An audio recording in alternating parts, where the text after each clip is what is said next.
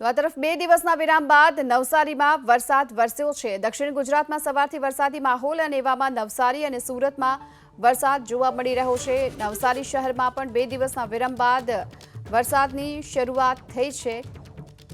નવસારી શહેરમાં circuit house, bus station road, જૂના થાણા, કુંભારવાડા આ તમામ વિસ્તારો એવા છે જ્યાં વરસાદની શરૂઆત થઈ ચૂકી છે। તો ગણદેવી તાલુકાના ધનોરી, બેલીમોરા સહિતના ગ્રામ્ય વિસ્તારોમાં પણ વરસાદ વરસ્યો છે। ખેરગામ, ચીખલીમાં પણ હાલ વરસાદી માહોલ યથાવત છે। વધુ વિગતો મેળવીએ સંવાદદાતા સિદ્ધેશ જોશી આપણી સાથે જોડાઈ ચૂક્યા છે। સિદ્ધેશ, શું સ્થિતિ હાલ વરસાદની?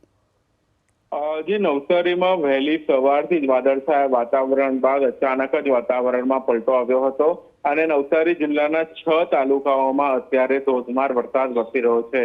ખાસ કરીને નવસારી શહેર અને ગણદેવી તાલુકામાં વરસાદનું જોર વધારે દેખાઈ રહ્યું છે, જેના કારણે વહીવટીતંત્ર પણ એક્શન મોડમાં જોવા મળી રહ્યું છે। નદીઓમાં નવા નીરની આવક સાથે જે ખેડૂતો છે ડાંગરની વાવડીમાં જોતરાયા છે।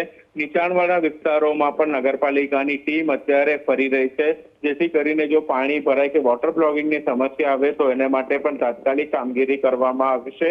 તે પ્રકારની પરિસ્થિતિ અત્યારે નવસારી જિલ્લામાં દેખાઈ રહી છે।